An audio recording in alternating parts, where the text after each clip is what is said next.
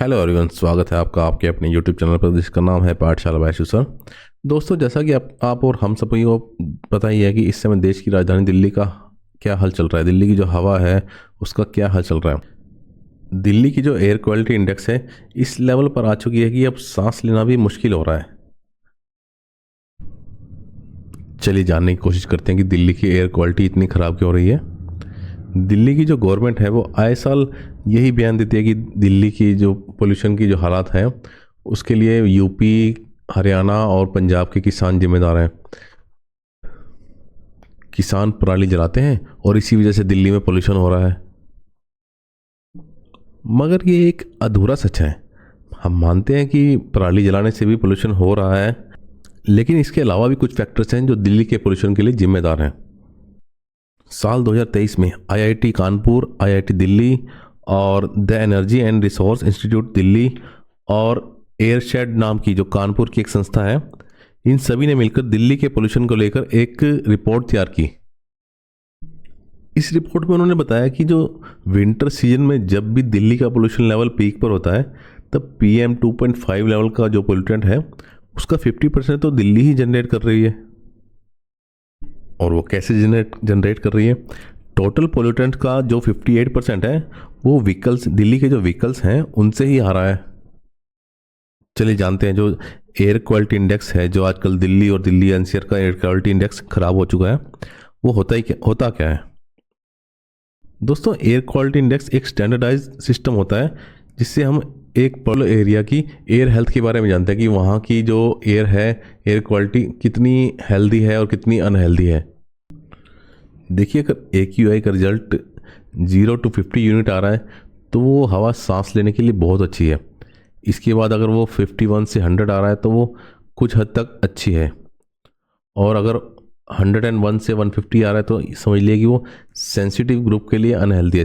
Sensitive group मतलब बड़े बूढ़े या बच्चे या प्रेग्नेंट औरतें, ये सब सेंसिटिव ग्रुप में आती हैं। और इसके बाद आती है 151 to 200, इसका मतलब है कि वो अनहेल्दी है। 201 से 300 यानी कि बहुत ही ज़्यादा अनहेल्दी। इसके बाद आता है कि 300 से 500 यानी कि बिल्कुल ही एक्सट्रीम लेवल, जिसे हम एमरजेंसी भी कह सकते हैं, जो बहुत ही ज़्यादा नुकसानदेह है, वो बहुत ही ज़्यादा बीमारियां पैदा करने वाली है। आइए जानते हैं कि PM यानी कि पार्टिकुलेट मैटर होता क्या है। दोस्तों, पार्टिकुलेट मैटर जो है नॉर्मली 3 साइज में हमने डिवाइड किए हुए हैं, जो है PM1, PM 2.5 एंड PM10। चलिए जानते हैं इनमें डिफरेंस क्या है।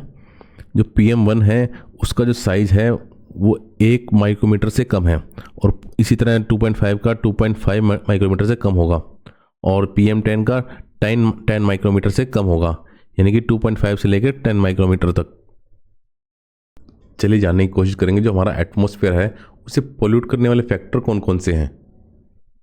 पार्टिकुलेट मैटर यानी कि PM 2.5 एंड PM10, और सेकंड है ग्राउंड लेवल ओजोन, और उसके बाद थर्ड आता है कार्बन मोनोडाइऑक्साइड, बहुत ही खतरनाक गैस होती है हमारे हेल्थ के लिए।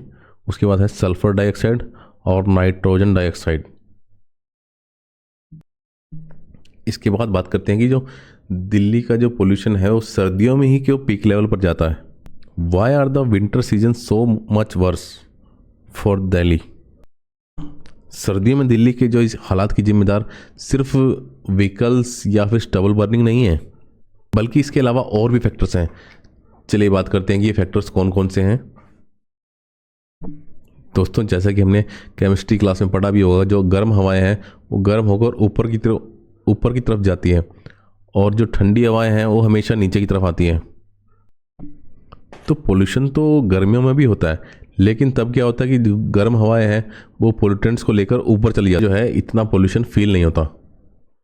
और सर्दियों में क्या होता है कि जो ठंडी हवाएं चलती है तो ठंडी हवाएं ऊपर जाने की बजाय नीचे ही चलती है, क्योंकि वो भारी होती है, और इसलिए जो पोल्यूटेंट्स हैं वो नीचे ही रह जाते हैं, और जिसे हम स्मोक कहते हैं।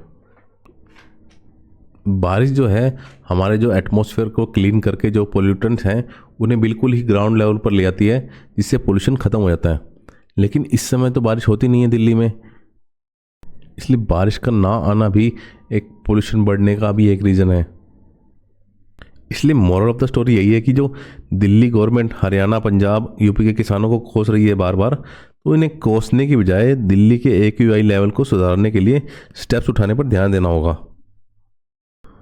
और पंजाब हरियाणा और यूपी के किसानों को भी थोड़ा सोचना चाहिए कि पराली को जलाने की बजाय उसको यूटिलाइज करें, जैसे कि बायोगैस, एथेनॉल, कंपोस्ट, पेपर बनाने में प्रयोग करें।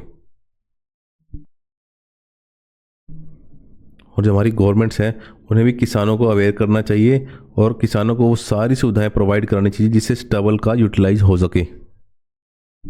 और हम सभी को इस समय देश हित में व्हीकल का यूज़ जो है कम से कम करना चाहिए, ताकि पोल्यूशन लेवल को कुछ हद तक कम किया जा सके। और इसी के साथ आज की वीडियो यहीं समाप्त होती है। Thanks for watching. और ऐसी और भी एजुकेशनल वीडियोस के लिए आप हमारा चैनल सब्सक्राइब भी कर सकते हैं। हम जल्द ही लौटेंगे आपके लिए नई वीडियो लेकर। तब तक के लिए जय हिंद, जय भारत।